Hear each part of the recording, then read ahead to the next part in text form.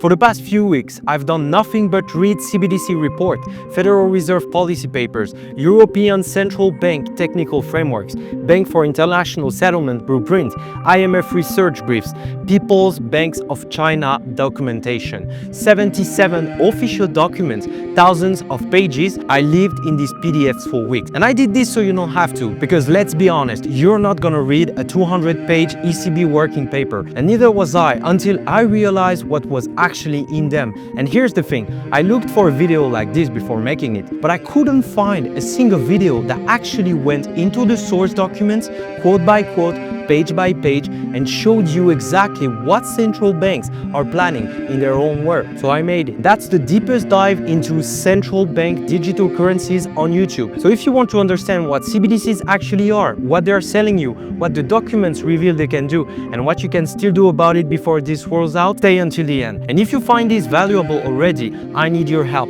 This video took 2 weeks to research. The algorithm doesn't care about effort, it cares about engagement. So hit the like button, subscribe if you haven't, and drop one word in the comments, like CBDC. That's it, one word that will tell YouTube that this matters. All right, let's get into it. So here's the concept. Cash is central bank money, no middleman. You hand it over, transaction done. Your debit card, that's bank money. It moves through private institution, your bank, their bank, payment processor, and intermediaries. A CBDC is central bank money, like cash, but digital. The central bank issues it directly. No intermediary. That's pretty simple, right? So why should we care? Because cash is disappearing. Between 2019 and 2024, cash usage at physical points of sale dropped from 72% to 52% globally. In some European countries, it's below 30%. And here's what central banks are worried about. If everyone uses private digital money, Visa, Apple Pay, Venmo, stablecoin, the central bank money becomes irrelevant to daily life. The BIS puts it bluntly, because it is not available in digital form, central bank money risks becoming marginalized as a means of payment. So the pitch is, we need a digital version of cash to stay relevant in a digital economy. Reasonable enough, but this isn't theoretical. The Federal Reserve started talking publicly about this in 2022. By 2023, the ECB entered its preparation phase for the digital euro.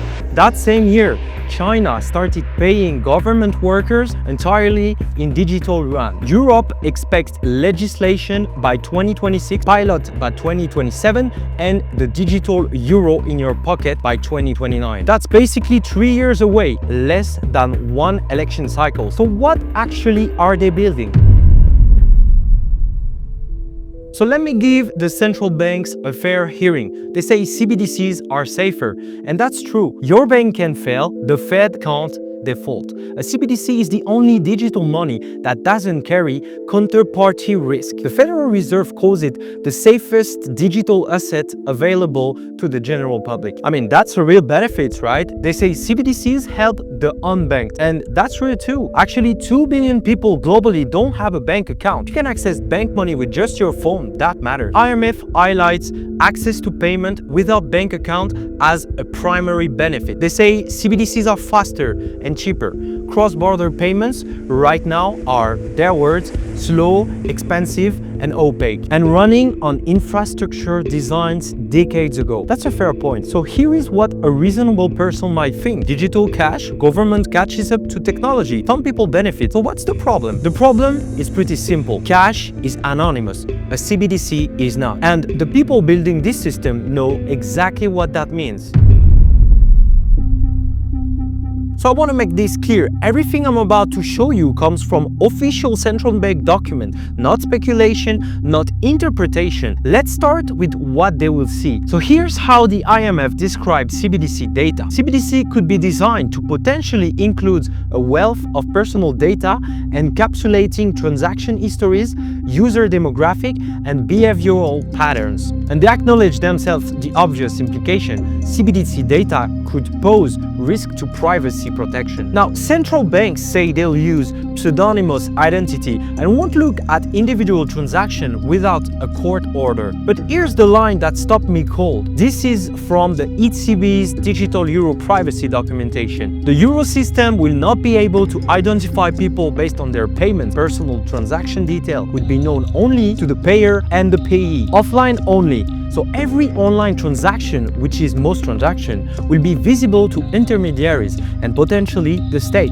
And that's not a bug, it's the architecture of the CBDC. But tracking your purchases is just the beginning. What if they could limit how much you're allowed to have? The digital euro will have what the ECB calls a maximum holding limit, intended to preserve financial stability. The translation is you'll be capped on how much digital euro you can own. The current proposal is somewhere between 500 and 3k euro, 3,000 euro. That's your ceiling for holding sovereign money. So they can cap how much you hold. But what about controlling how you spend it? This is literally the feature central banks are most careful about, and with good reason. The Bank of England's design paper explored what they call programmable money. Money that can have built-in rules that restrict how it can be spent. So their example is restricting purchases to certain retailers, ensuring welfare payments go towards essentials, preventing spending on items deemed unacceptable. Now, the Bank of England insists they won't implement this. They call this programmability contentious and say it would be left to private sector wallets. But here's the thing, the capability exists, the infrastructure supports it, and once infrastructure exists, it tends to get used, especially in emergencies. The BIS acknowledged this directly. A limit could be placed on the value of CBDC that can be spent over specific time periods with certain types of merchants. Think about that, money that knows where you're spending it and can say no. Programmable money sounds futuristic, but here is where it gets darker. Imagine opening your banking app today and seeing balance expires in 30 days. Expiry date for offline digital currencies balances and automatic reimbursement if money isn't spent in time. This wasn't a warning, it was presented as a feature, a tool to stimulate spending during economic downturns. Their logic is that if people save too much, the economy is slow, so the solution could be making saving impossible and give the money a shelf life. But expiration is crude. There's a more elegant way to punish savers. See, right now, there is a floor on how low interest rate can go. It's called the zero lower bound. If a central bank tried to impose deeply negative rates on bank accounts, people would just withdraw their cash. CBDCs eliminate that escape hatch. Here is what the IMF wrote in their working paper on CBDC design. CBDC could improve monetary policy transmission. Some studies have shown that CBDC could be essential for implementing negative interest rates. And they're explicit about the mechanism. Payment of interest on CBDC would be technically straightforward. Translation is, if you're holding too much, they can charge you for the privilege. This isn't dystopian speculation, it's in the design documents, and it's one of the stated benefits. So what if I told you that everything I've just described is not a proposal and that it's already running as we speak? As we speak, China has 225 million digital yuan wallets, 2.3 trillion in cumulative transaction, and 8% of growth of the usage of their CBDC since 2023. So we can't really call it a pilot anymore. This is infrastructure. And starting January 2026, a major policy shift. Commercial banks are now required to pay interest on digital yuan balances. Officials describe this as moving from digital cash towards deeper integration with the regulated financial system. What does that integration look like? The system follows what China calls managed anonymity. Anonymity for a small value transaction and traceability for high value transaction. If you make a small purchase, you have some privacy.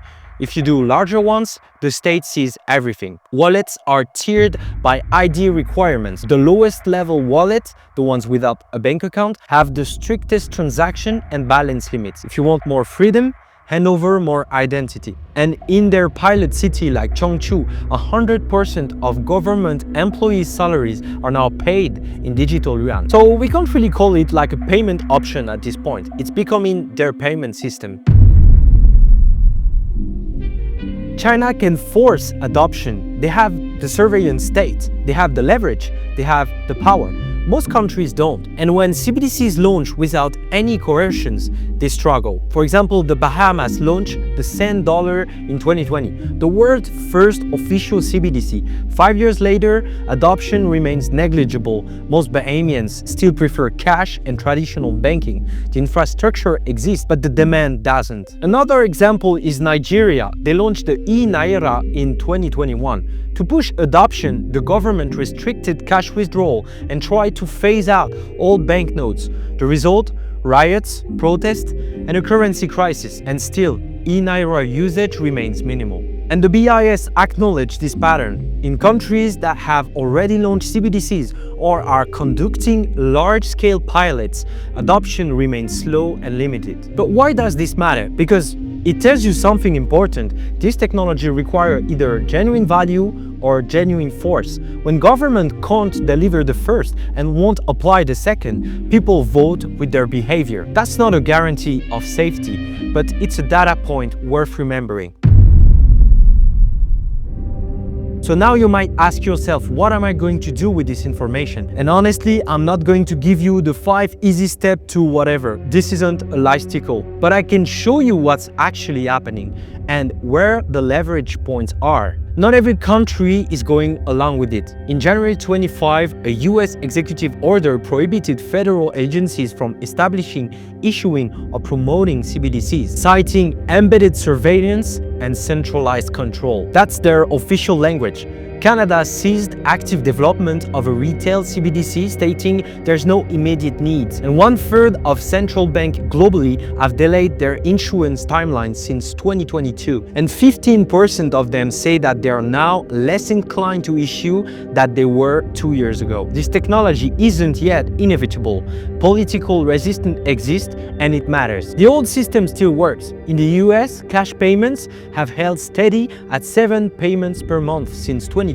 And over 94% of Americans still use cash in some capacity, as a primary form, as a backup one, or store of value. In Austria, Slovenia, Malta, and Italy, cash is still used in over 60% of transactions. So cash isn't dead. Using it is a choice, and choices at scale send signals. Alternatives already exist. We have the stable coin, the private digital dollars that hit 270 billion in market cap in 25. Tether alone made $10 billion in profit last year. Why? Because the market built what central banks are still testing: borderless, fast, and relatively private digital payments. Bitcoin remains what it's always been, a monetary network no single authority controls. On paper. And look, I'm not telling you to buy anything. I'm telling you these options exist. They work, and millions of people use them daily, especially in developing economies where trust in government money is already low. My honest position on this is like, you can't really opt out of the financial system entirely,